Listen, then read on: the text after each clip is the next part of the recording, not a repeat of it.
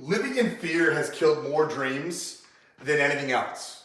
Any kind of tax structure, any kind of failed journey, girlfriend dumping you, tragedy.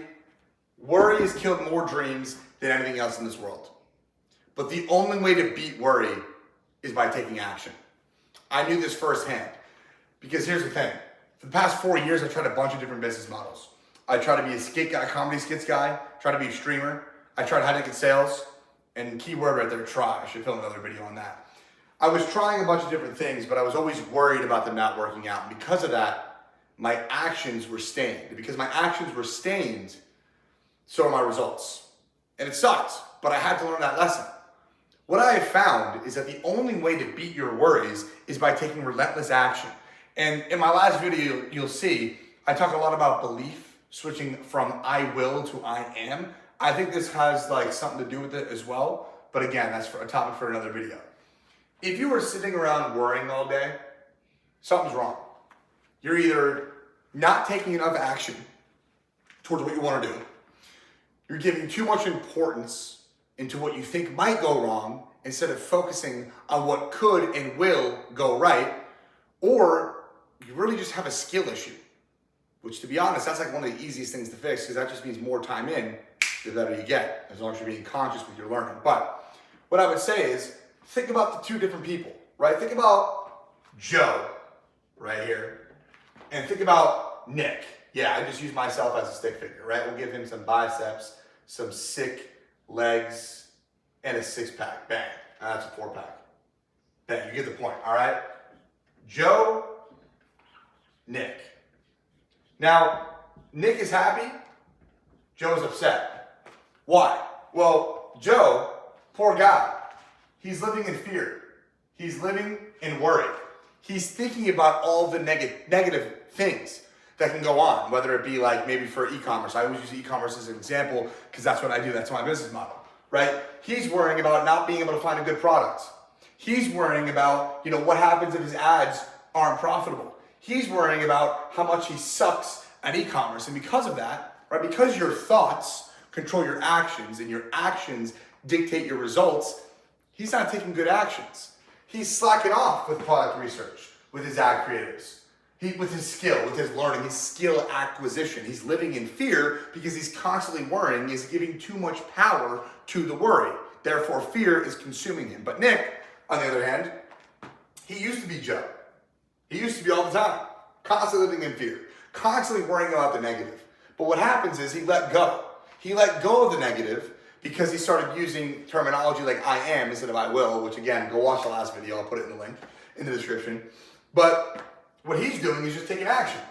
He knows that he has a skill deficit in e-commerce, so he watches YouTube videos, he goes through his course that he bought, and he reviews everything. He looks at past products that maybe he tested and failed, wasn't profitable with, and he makes adjustments to the next test. Also, his ad creatives. Is that a voice crack? I'm fucking 30 almost. Anyway, his ad creatives. He watches YouTube videos on how to make better ad creatives. He studies human psychology. He takes ad creatives that are already proven to sell and repurposes them as his own.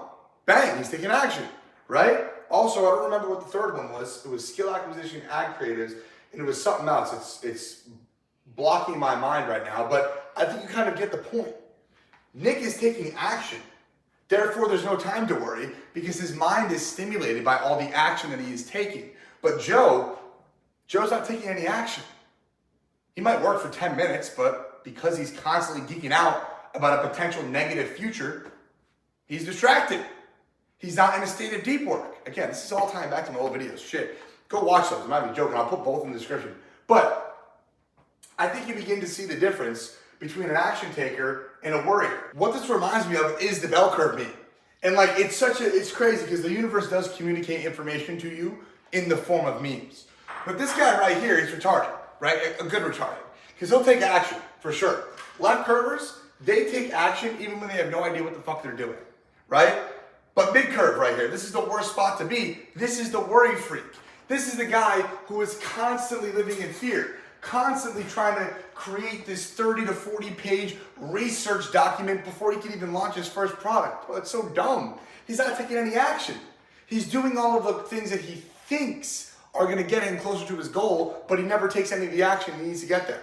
And that's why he's constantly worrying. He's geeking because really he knows deep down that he's not doing the work he should be, and he's scared, he's nervous, he's living in fear. And then this guy, I mean, this is a crazy drawing, I'm not gonna lie, but this guy has his hood up, right? He's right curve.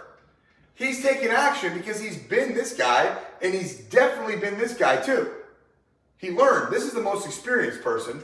This person is just completely lost in the sauce. They're going into TikTok all day, literally watching OnlyFans. And this guy right here doesn't know any better. He just takes massive action and just says, fuck it, whatever. I'm going to win anyway. And that's it. He doesn't know any better. So it's like, that's the difference. The guys down here, they're taking action. Left curvers, right curvers, those are the two best sides of the curve to be because you're not living in fear, you're not living in worry, you're just taking relentless action. And that's exactly what it takes to win. But if you're this guy up here, this is Joe right here, right? And this is Nick V1, Nick V1, Nick V2 right here, right? I kind of change between this guy and this guy. He's not evil, he's just kind of locked in. He's got his foot up, that's all it is, right? But you kind of have to choose which version of the bell curve you want to be.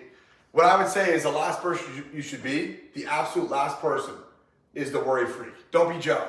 Don't. Choose either Nick with his hood up or Nick as a retard. I don't mean it like that, but you know what I mean. You know what I mean? Like, you just have to take relentless action, bro. Whether you're too stupid, that doesn't matter. If you're too smart, that doesn't matter either. The worst thing you should be, though, the worst thing to be is the guy in the middle who is just living in fear constantly and just really just kind of pushing off all of the success, pushing off the work. Don't be that dude, bro. Literally pick a side of the bell curve. Once you do, you'll notice that you're gonna actually stop living in fear and you're gonna stop worrying about all the bullshit, all the negativity. You're gonna become a better person, but you're also gonna see much more success, okay? This guy right here was not profitable with ecom. This guy is, and so is this guy, believe it or not, right? I hope that helped. I'll see you guys in the next video.